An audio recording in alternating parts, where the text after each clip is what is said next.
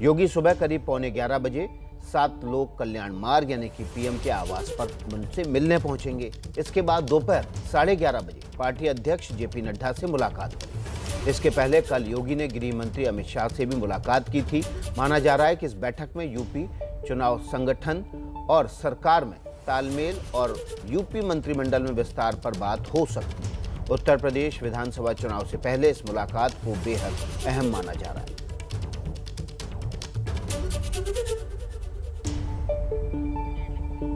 आप दो तस्वीरें देख रहे हैं। आज पीएम से मुख्यमंत्री योगी की मुलाकात होनी है। इसके अलावा पार्टी अध्यक्ष जेपी नड्डा से भी मिलेंगे। कल उनकी मुलाकात गृह मंत्री अमित शाह से हो चुकी है। ये माना जा रहा है कि आने वाले विधानसभा चुनाव, संगठन और मंत्रिमंडल विस्तार पर इससे बातचीत हो सकती है इन मुलाकातों में, और इन मुलाकातों के कई मायने भी निकाले जा रहे हैं।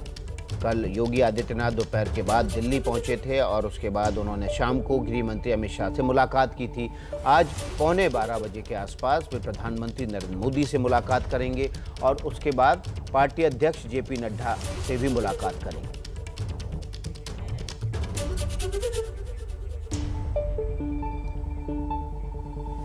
उत्तर प्रदेश के मुख्यमंत्री योगी आदित्यनाथ जिस यूपी सदन में ठहरे हैं, वहां सुबह से ही हिंदू वाहिनी के कार्यकर्ता जुट रहे। देखिए हमारे संवाददाता अंकित गुप्ता की रिपोर्ट। उत्तर प्रदेश की राजनीति को लेकर दिल्ली में चल रही है हलचल, और सबके बीच में उत्तर प्रदेश के मुख्यमंत्री योगी आदित्यनाथ मौजूद हैं दिल्ली में।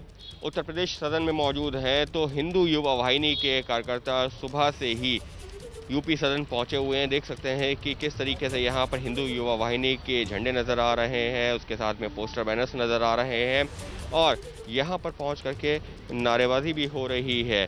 लेकिन जो प्रशासन है, ये कहा जाए कि जो सुरक्षाकर्मी हैं उन्होंने अपील की है कि इस तरीके से नारेबाजी नहीं होनी चाहिए और फिलहाल ये हिंदू युवा वाहिनी के कार्यकर्ता उनको शांत करवाया गया है। लेकिन ये तस्वीर है उत्तर प्रदेश के मुख्यमंत्री योगी आदित्यनाथ के उस जगह की जहां पर वो ठहरे हुए हैं, यानी कि उत्तर प्रदेश सदन में। और आज का दिन इस वजह से महत्वपूर्ण है क्योंकि उत्तर प्रदेश के मुख्यमंत्री योगी आदित्यनाथ की प्रधानमंत्री नरेंद्र मोदी से मुलाकात होनी है सुबह करीबन 11 बजे, और उसके बाद में बीजेपी के राष्ट्रीय अध्यक्ष जेपी नड्डा से भी मुलाकात होनी है। इससे पहले कल की बात की जाए, यानी कि दिन गुरुवार की बात की जाए, तो उत्तर प्रदेश के मुख्यमंत्री योगी आदित्यनाथ की गृह मंत्री अमित शाह से भी मुलाकात हुई है।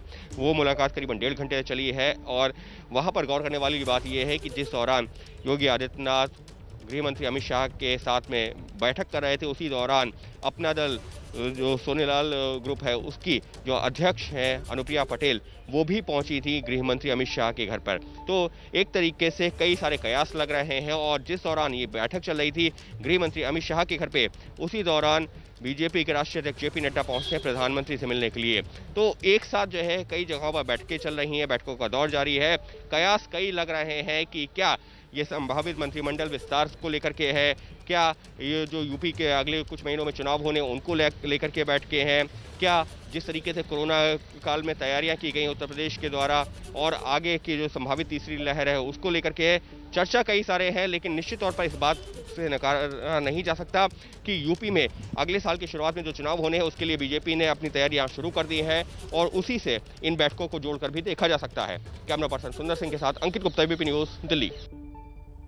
यूपी में अगले साल विधानसभा चुनाव होने, उसको लेकर तैयारियों के लिए बैठक चल रही है। यूपी सदन से अंकित गुप्ता हमारे साथ जुड़ गए हैं। 7L के यानी कि 7 लोक कल्याण मार्ग, प्रधानमंत्री आवास से प्रशांत और लखनऊ से रणवीर जुड़ गए हैं। सबसे पहले हम अंकित का रुख कर लेते हैं। अंकित, आप ग्राउंड जीरो पर हो, यहीं पर आज सुबह से तांता लगा हुआ है लोगों का। कौन कौन मिलने आया है और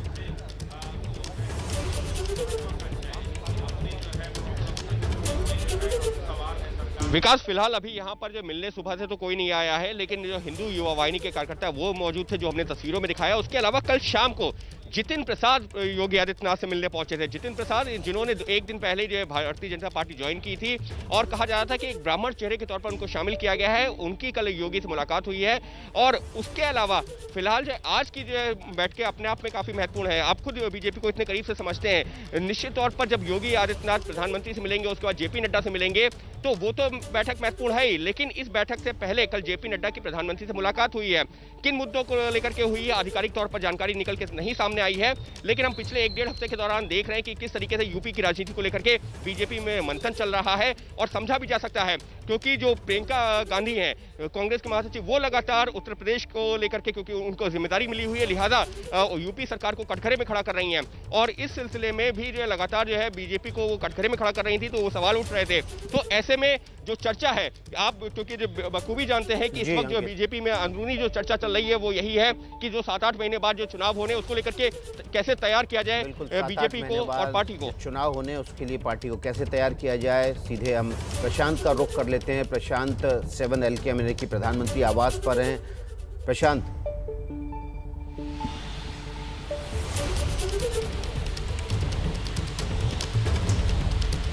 जी देखिए विकास, अब कुछ देर बाद 11:15 बजे योगी आदित्यनाथ को यहाँ पहुँचना है, और जैसा अंकित बता रहे थे कि कल गृह मंत्री अमित शाह से मुलाकात हुई थी, और इस बैठक के बाद उनकी मुलाकात JP नड्डा से होनी है।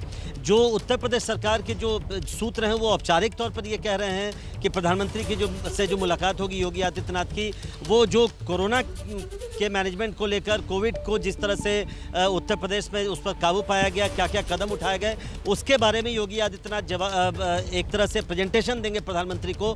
कल आपने देखा था अमित शाह को योगी आदित्यनाथ ने एक बुकलेट सौंपी थी कि प्रवासी संकट का समाधान, वो बुकलेट भी प्रधानमंत्री को योगी आदित्यनाथ सौंपेंगे। लेकिन विकास, आप समझ सकते हैं कि जिस माहौल में योगी आदित्यनाथ प्रधानमंत्री से मुलाकात कर रहे हैं, उसमें ये तय मानिए कि तीनों विषय जो आपने कहे, उत्तर प्रदेश में अगले साल चुनाव होने हैं शुरुआत में, यानी 5-6 महीने के बाद वहाँ पर एक तरह से प्रक्रिया शुरू हो जाएगी चुनावों की। उसके अलावा जो संगठन और सरकार के बीच में जो सामंजस्य की बात है, BL संतोष जो भारतीय जनता पार्टी के संगठन मंत्री हैं, वो 3 दिन लखनऊ रह के यार उन्होंने एक बड़ा कंसल्टेशन किया, चाहे मंत्री हो चाहे बाकी नेता हो, कि किस तरह से सरकार और संगठन के बीच में, खासकर उत्तर प्रदेश में कैसे सामंजस्य बनाया जाए, और मंत्रिमंडल विस्तार को लेकर आदित्यनाथ मिलेंगे तो वाकई में इस मुलाकात में क्या होता है, उसको लेकर जो सूत्र आपकी जानकारी दे रहे हैं वो आपने बताया। लखनऊ का रुख कर लेते हैं, रणवीर हमारे साथ हैं। रणवीर, लखनऊ में भी काफ़ी हलचल होगी क्योंकि लगातार मुलाकातें हो रही योगी आदित्यनाथ की, पहले अमित शाह से हुई, आज प्रधानमंत्री से, और फिर JP नड्डा से। देखिए, लखनऊ केंद्र है और जाहिर है कि यहाँ पर हलचल है, चर्चाएं हैं, बहुत सारी बातें हैं, लेकिन एक चीज़ साफ है कि ये जो बैठक है, ये इसका जो पहली प्रायोरिटी है वो प्रायोरिटी है चुनावों की तैयारी। बीजेपी जिस तरीके से 1 दशक से चुनाव लड़ रही है, किसी भी राज्य में, छोटा हो बड़ा हो, हर राज्य में जो उसकी तैयारी होती है वो बहुत दूरदर्शी होती है। ऐसे में 8 महीना चुनाव बचा हुआ है और पहली प्रायोरिटी यही है कि जो पार्टी के 3 शीर्ष नेता हैं, प्रधानमंत्री नरेंद्र मोदी, गृह मंत्री अमित शाह और पार्टी अध्यक्ष JP नड्डा, इन लोगों से एक अगली रणनीति कैसी हो, कैसे पार्टी के साथ सरकार का सामंजस्य बैठे और किन रणनीतियों पे सरकार आगे बढ़े, क्या लोगों के बीच में मैसेज लेके जाए, चाहे वो राम मंदिर का मुद्दा हो, बाबा विश्वनाथ का कॉरिडोर हो, या फिर कोरोना काल की दिक्कतें। ये तमाम सारे ऐसे मुद्दे हैं जिनको केटर करना है पार्टी को, तो इसमें बड़े नेताओं के साथ विचार विमर्श है। और दूसरी बात कि पार्टी जानती है कि मंत्रिमंडल विस्तार संभावित है, लेकिन फिलहाल नहीं चाहती, क्योंकि जो पंचायत के चुनाव हुए हैं उन चुनाव में जिला पंचायत अध्यक्षों का चुनाव अभी बाकी है।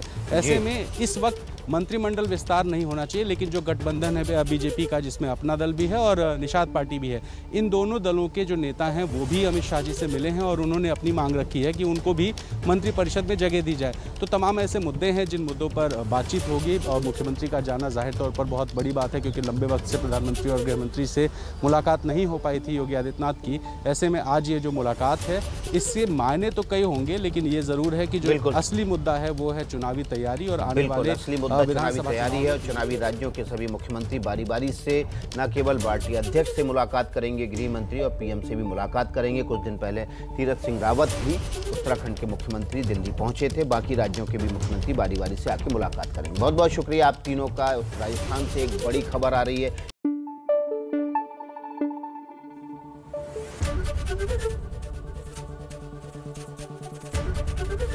ABP न्यूज आपको रखे आगे।